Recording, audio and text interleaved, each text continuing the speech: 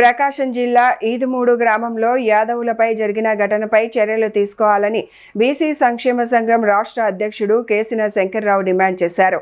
ఈ మేరకు బాపట్ల జిల్లా పోలీస్ ప్రధాన కార్యాలయంలో ప్రజావేదిక కార్యక్రమంలో ఆర్జీ సమర్పించారు. బాధితులకు వెంటనే న్యాయం చేసి నిందితులపై కఠిన చర్యలు తీసుకోవాలని కోరారు. లేని పక్షంలో రాష్ట్ర వ్యాప్తంగా ఆందోళన చేపడతామని హెచ్చరించారు. నా పేరు అల్లవల్ అనిల్ సార్.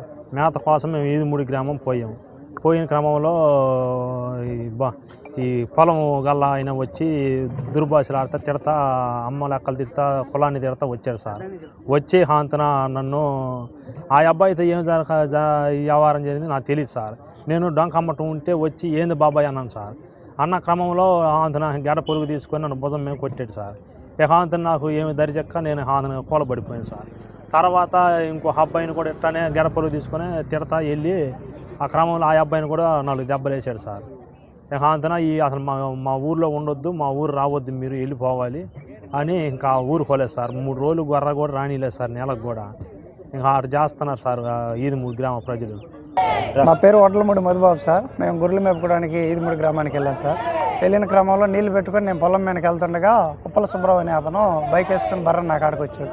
రావటం నేను కర్ర ఉన్న క్రమంలో ఒక కర్ర ఇరిగి నన్ను మెడకు పెట్టుకొట్టి కర్ర లాక్కున్నాడు. ఆ కర్ర ఇరిగి ఒక ముక్క ఆయన చేతిలోకి, ఒక ముక్క నా చేతిలోకి వచ్చింది సార్. ఇక నా కులాన్ని ఎందుకు తిట్టాలి బాబాయ్ అని నేను ఆయన అడిగా. నీకు నష్టం జరిగితే నేను కడతాను బాబాయ్, నా కులాన్ని ఎందుకు ఎత్తి తిడతాను, నేను చేసిన తప్పేందని నేను అడిగాను సార్. అడిగిన క్రమంలో ఆయన టాటర్లో 3 అవతలకు ఉంటే వాళ్ళని ఫోన్ చేసి పిలిపించారు. అన్న నేను ఇదిగో ఇట్లా ఖాళీ పొలం అని వచ్చాను, మా వాళ్ళకి ఏదన్నా ఇంటే నేను రాను కదా, నేలకి వెళ్తా నేను ఖాళీ పొలం అని వచ్చాను అని చెప్పాను సార్. చెప్తే వాళ్ళు అన్నారు అదరికి వెళ్ళి మేపుకమ్మా, ఇక్కడ కొద్ది పెడగా తిడుతుంటాడులే అదరికి వెళ్ళిపోమన్నాడు. సరేనని నా బైక్ తల వాళ్ళకి ఇచ్చి నేను అదరికి దొలుకొని వెళ్ళిపోయాను సార్. ఒక 7-8 ఎకరాలు ఎదరికి వెళ్ళగానే 2 మనుషులు బళ్ళు 4 కలిసి 2 బళ్ళు వేసుకొని వచ్చారు సార్.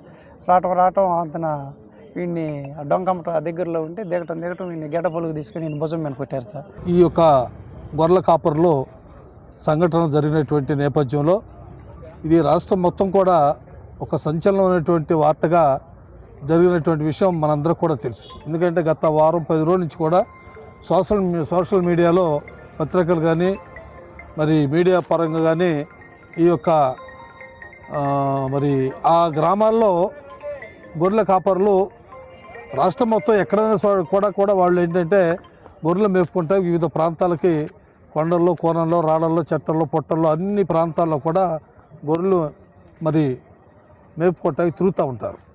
అంత మాత్రాన ఇవాళ రైతు ఆ విధంగా స్పందించి ఆ వీడియో చూశాను, నేను కూడా వీడియో చూశాను.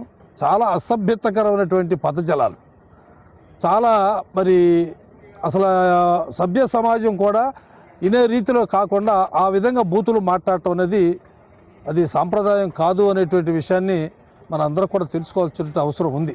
ఎందుకంటే అంత తిట్టాల్సినటువంటి అవసరం ఏం లేదు. రాష్ట్రంలో, దేశంలో అనేక పొలాలు ఉన్నాయి, అనేక బీడు పొలాలు ఉన్నాయి, ప్రభుత్వ వారి రైతులు ఉన్నాయి. ఎవరు కూడా ఏదో మేసైతే నీ పంట నష్టం జరిగో లేదా నీ ఊరికి నష్టం జరిగో, చేనుకి నష్టం జరిగితే మీరు ఆ విధమైనటువంటి మాటలు మాట్లాడటం అనేది అసలు సభ్య సమాజం మెచ్చుకోదు.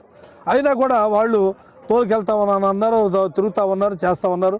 నిజంగా ఆ కుర్రాడు మరి బాబాయ్ అని చెప్పి చాలా రిక్వెస్ట్ చేసి చాలా బాధపడి నేను తోలుకెళ్తానన్నా కూడా మరి ఆయన ఒక అహంకారపూరితంగా కర్ర రాడ్డులు తీసుకొని మరి వాళ్ళని కొట్టింది కాకుండా మళ్ళీ ఆయన నన్ను కొట్టారని చెప్పి కేసు పెట్టడం కూడా చాలా విచిత్రంగా ఉంది.